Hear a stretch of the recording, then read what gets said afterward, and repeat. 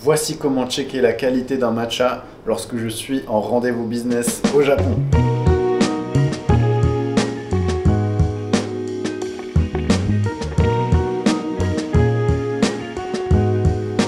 Je suis ici en réunion, en salle de dégustation et nous allons tester plusieurs thés matcha, plusieurs qualités de thé matcha.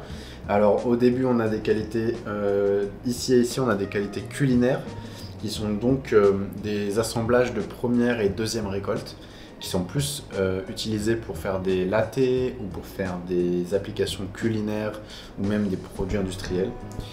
Ensuite ici on a un matcha qui est de qualité disons cérémoniale quotidienne entre guillemets et puis deux matchas ensuite un matcha de très très haute qualité et celui-là c'est un des meilleurs matchas bio au monde.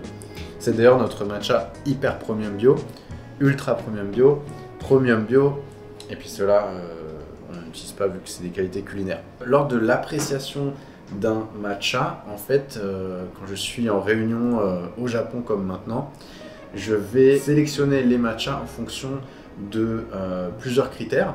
Et lors d'une dégustation, on va regarder, essayer de sélectionner avec les 5 sens ou plusieurs sens. La vue, on va regarder la couleur et puis évidemment le goût et l'odorat pour comprendre l'arôme et le voyage gustatif de ce matcha. Donc je commence par ce matcha.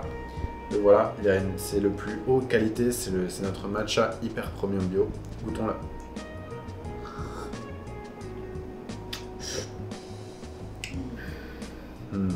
Delicious, oishi desu. Donc ce matcha hyper premium bio, il est absolument délicieux. Il a ce côté umami, il a vraiment ce goût qui est un voyage intérieur et aucune amertume, vraiment délicieux. On passe ensuite au matcha, notre matcha ultra premium bio. Donc pareil, une très belle couleur. Et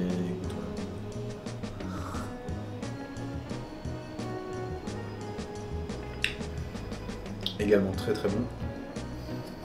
Un matcha qui a une belle robe, une belle.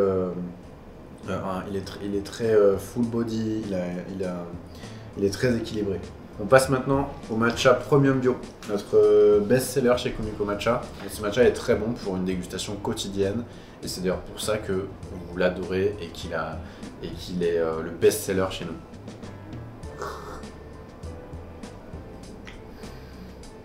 Donc c'est un matcha qui n'a pas d'amertume, qui a un goût floral, très facile à comprendre, très facile à aborder.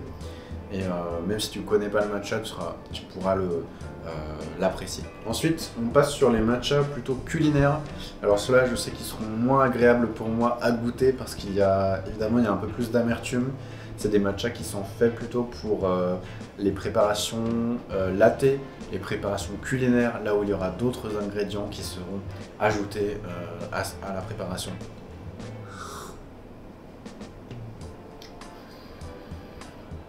Donc là, c'est un matcha qui a plus d'amertume, mais également un goût plus marqué, un caractère plus profond, et du coup qui sera très bien de mélanger avec du lait.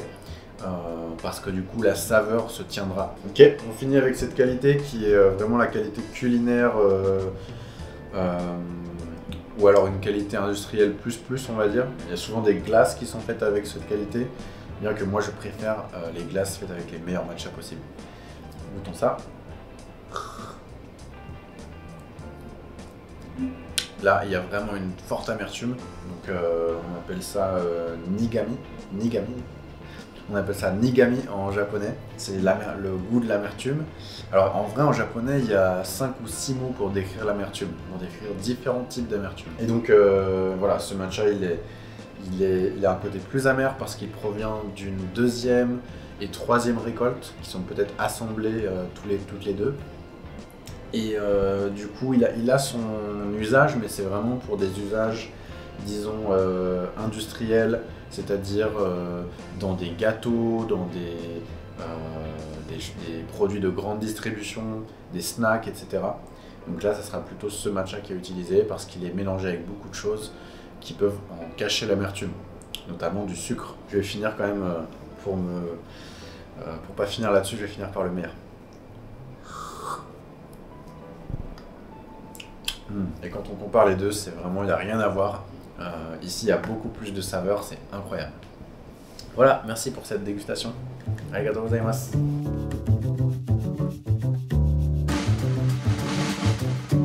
J'ai devant moi du coup plusieurs qualités de matcha et on va regarder un peu avec le test du doigt, le test de la trace. Du coup, c'est vraiment utiliser le côté, le toucher. Et on va du coup voir en fait la couleur et la texture de chaque matcha. Je vais commencer par le plus qualitatif et jusqu'au matcha culinaire. Allons-y.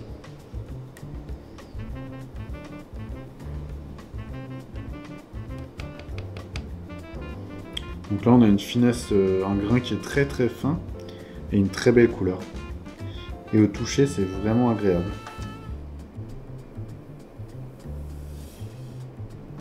On a un toucher qui est autant agréable.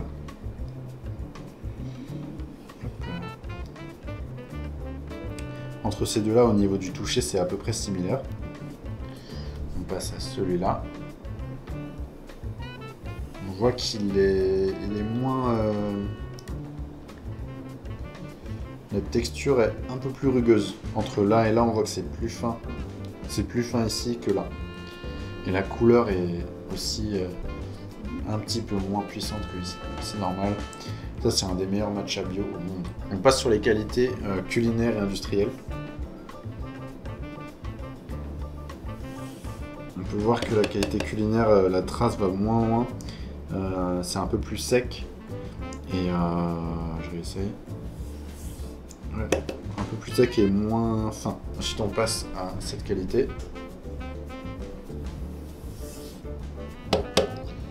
Également un peu moins longue. Et pareil, on voit que le grain est pas aussi fin.